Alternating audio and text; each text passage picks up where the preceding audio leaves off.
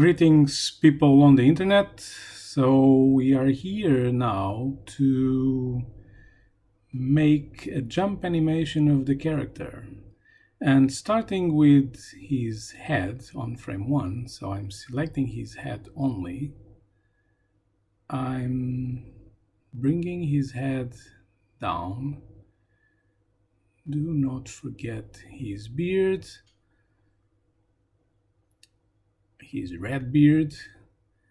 And so I'm actually on this first frame. So what he's doing is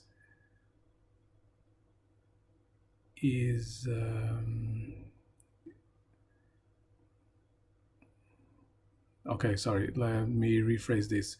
So he's kind of I'm designing his anticipation, so it's like he's coming down first to then go up on the jump. So I'm looking at the preview all the time to see how it looks like, and I'm pretty much using the same tools I was using on the previous videos. So the pencil, the rubber, like I'm using right now to delete his left arm, and now the pencil to redesign his left hand, so he'll show the left hand just a little bit, like so. I'm just trying to make him in a way that he doesn't actually look the hunchback of Notre Dame, which he is actually looking. But I don't think I can do much better if I want to have some anticipation for the jump, which I want. So I'm actually trying and always checking how it's looking like. That's why in this whole process I have to redesign it a few times, delete pixels here and there, adding pixels in some other parts of his body. And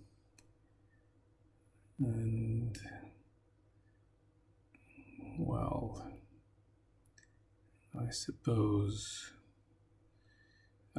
we can just copy this. So I'm selecting frame 1, holding control, dragging. Now I have a copy of frame 1 on frame 2. I'm turning on onion skin again. This is the options of the onion skin. We've seen it on the previous video. And now I'm selecting his upper body. Make sure you get, no, actually this is not what I want, so I'm deselecting it. Let me go back to frame 1, 2, because I think that maybe on frame 1 his position will be something like that, because if he's bending, his knees have to bend, so I have to, on the silhouette, his left knee has to be a bit more visible than it was, and his right foot and left foot have to be a bit more dragged back. Yeah, okay, so now it looks like he has, so I'm just deleting the frame 2 and I'm gonna delete this frame. Okay, so I'm going to do a new copy I'm sorry, but it's like I was saying, I'm designing it, and sometimes I feel it's not properly designed, so I have to go back, I have to redo it, and it's all part of the process. So I'm selecting it now, and this is the moment where he's going up. I'm gonna deselect. Make sure when you select it, you select both hands. So, when you're selecting the upper body, just like I did, and bringing it up. So now I can just delete his left leg and redesign it. Have in mind that the first frame of this animation is going to be called by the program when you hold the jump key. That means that previously to this first frame of this animation, the character was actually doing something. I mean, he was probably running, or he was just on his idle position. It doesn't matter. So you have to think of this animation as the first. You have to think of the first frame of this animation as the frame where he's actually starting the jump. And to jump, you know that you have to first get some anticipation, which is bending your knees, getting your torso down as well. And so that's why on the first frame of this animation, you don't have him like in his original position. So that's why he's already in his anticipation position, because he's actually coming from a different animation. I hope this is making sense to you, because this is actually what happens. So now for frame 3, again, I'm just to copy the previous frame, I'm selecting it, holding Control and dragging it. So I'm on frame 3 now, and I'm redesigning his hand, because his hands are now going up, so he's going up on the jump, and his left hand has to go up as well, so probably one frame up. Let me just first, let's go to his feet. So his feet are not touching the ground anymore on this frame, and actually I have to redesign them. So his left knee is bent, and just have a look at the preview to see how it's turning out. So frame 1, 2, 3. It's always a good idea to go back to your frames and check how the animation is coming. And I do that quite often. So now I'm copying frame 3, and we are now on 4. I don't think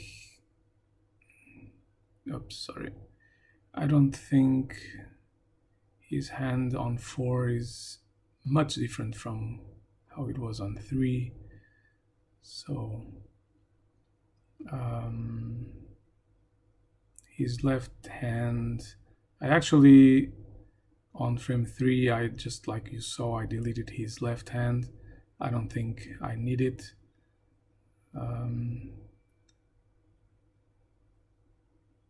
And here here on frame 4, so his left feet is probably in this position. Always look at the silhouette like I'm actually doing. Silhouette is really important, and always check the preview window as well, because it's in the right size, so the character will have pretty much that size on the game. Maybe on frame 4 we'll see a bit of his hand now. Okay. And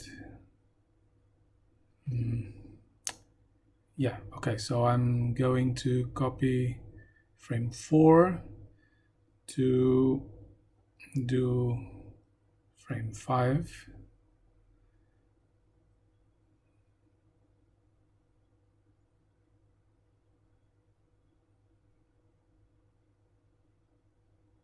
Okay, so on frame 5, his right hand is even more up in the air and back. So I'm using Alt to get the picker, like I was doing in previous videos. So I'm sure you know that by now. And so his left hand is gonna be up as well, a bit more up.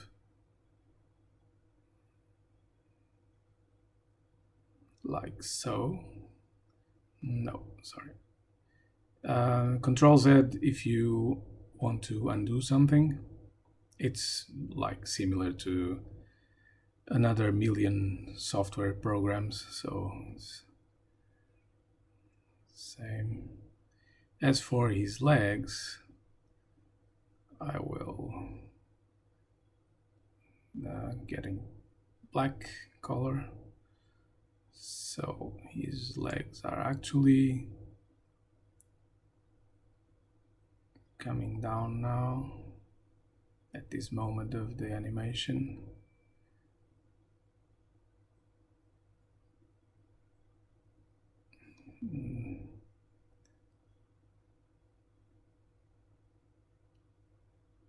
Like so. Okay, let's see how it's coming back. I think it's working. So I'm copying frame 5 to design the frame 6, and his hand is coming a bit more. His right hand is coming a bit more up, just like his left hand. Oops, sorry. Oh yeah, I'm using the spray tool. Sorry. Okay, so now it's the pencil tool, and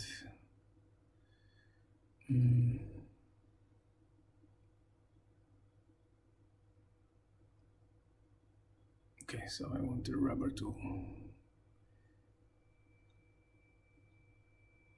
Redesigning his legs with black, of course. And this is the moment where his left leg is touching the floor. Let's play that.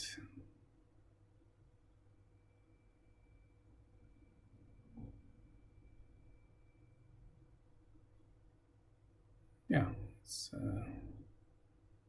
looking good. So we can save it. Make sure you're saving as, don't forget that. Otherwise, your original sprite will die. So this is the sprite jump anim, and just have to hit OK. And that's it. I'll see you on the next video.